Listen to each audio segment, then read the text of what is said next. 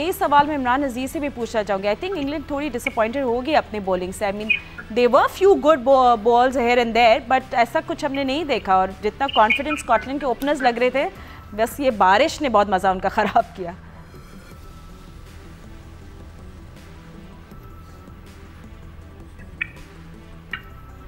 अच्छा ठीक है इमरान, आपको अपना माइक ऑन करना पड़ेगा। सो आई थिंक आपका बंद है आपका माइक। हेलो जी, अब आपकी आवाज आ रही। जी आप शुरू कर सकते हैं। देखिए बात करते हैं और देखिए जब तक आप सीखेंगे नहीं, प्रैक्टिस से ऐसी नहीं करेंगे जो आपको मैच में रिक्वायर्ड हो। ये क्रिकेट में जो एक्सक्यूजेज एज ए क्रिकेटर मैं कभी भी एक्सक्यूजेज को नहीं मानूंगा। उसकी वजह क्या है कि देखिए आपको जॉब दी जाती है एज ए ओपनर, आपने किस तरह खेलना है, और फिर अगर मिडल ऑर्डर में आते हैं तो आपने किस तरह खेलना है। और ये सारी चीजें बाकी टीमों को आप स्कॉटलैंड को देख ले, आयरलैंड को देख ले, नेपाल को देख ले, युगांडा, व्हाटएवर जितनी भी टीमें हैं उन्होंने प्रैक्टिसेस करके आए हैं और वो नजर आ रहे हैं कि हमने T20 खेलनी है। अब जब T20 किस तरह खेलनी है, 6 ओवर किस तरह खेलनी है, ये सारी चीजें आपको ऑलरेडी पहले प्रैक्टिस में। हाँ, ये एक्सक्यूज नहीं है कि यार आज का पिच ऐसा बना है या नेक्स्ट मैच में ऐसा बनेगा कि अभी यहाँ पे 150 से ज्यादा रन नहीं हो सकते।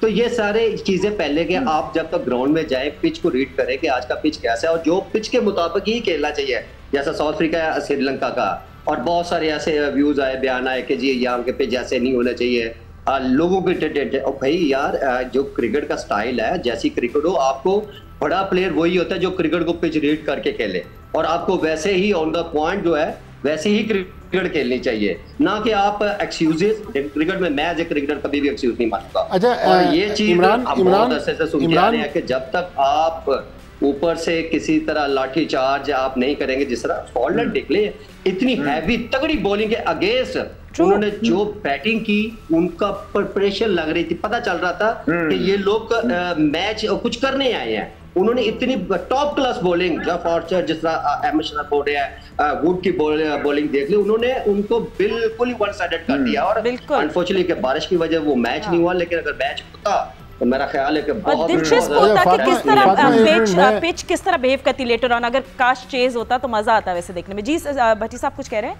अहमद, पाकिस्तान क्रिकेट बोर्ड अक्सर ये क्लेम करता है कि जी हमने दुनिया का टॉप का कोच प्लेयर्स को दे दें, मेंटल परफॉर्मेंस कोच दे दिया, हमने सपोर्ट स्टाफ में एक से बढ़कर एक बंदा ला के बिठा दिया।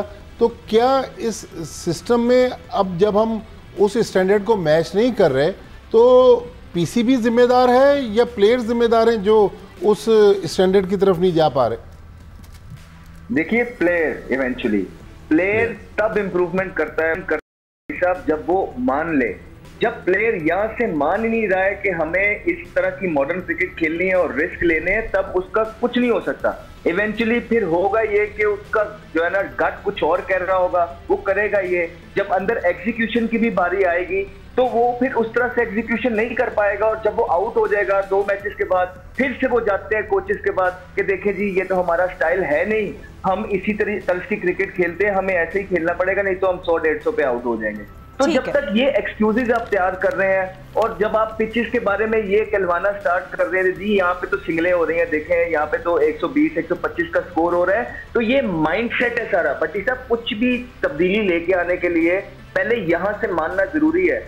जब आप यहीं से नहीं मान रहे हैं कि कहीं मैं आउट ना हो जाऊं, कहीं मुझे रिस्क लेना पड़ गए, मेरी एवरेजेस नीचे ना आ जाए, फिर वो प्लेयर कभी इंप्रूवमेंट सही है। Ahmed, and we will just move on to the next match जो नेदरलैंड्स और नेपाल के दरमियान खेला गया डैलस में।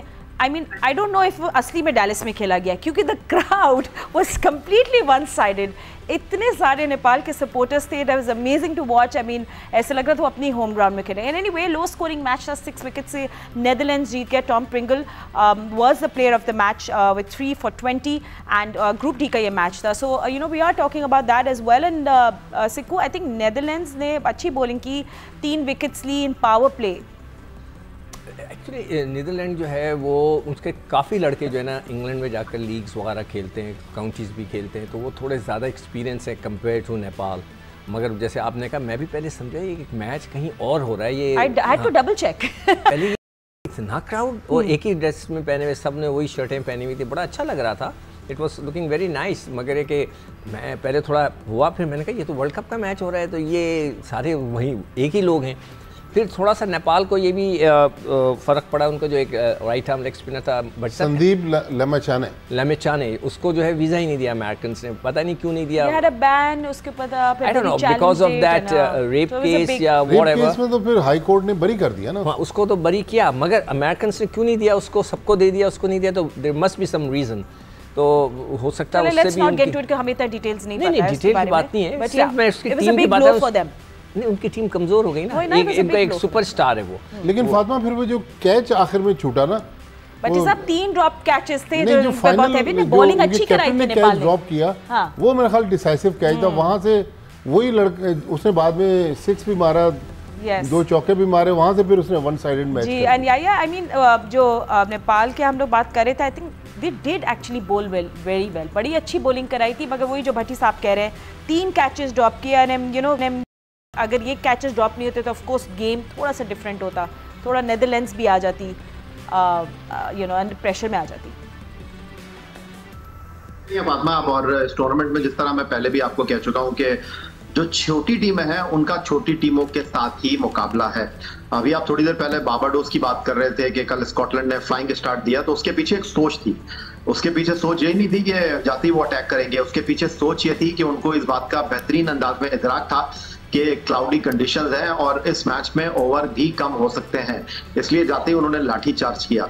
जहां तक बात आप लोग कर रहे हैं अभी थोड़ी देर पहले के कोचिंग स्टाफ के हवाले से, तो बात दरअसल ये है कि फरारी में अगर आप जो है वो ऑल्टो के टाइम लगा देंगे तो फिर कैसे चीजें आगे बढ़ेंगी। कोच तो गैरी कस्टन को लेकर आ गए हैं, लेकिन आपके जो असिस्टेंट कोच हैं जो कि खिलाड़ियों के दरमियान ब्रिज का रोल प्ले कर रहे हैं, अजहर महमूद, उनको तो इस्लामाबाद यूनाइटेड ने कोचिंग से उतार दिया।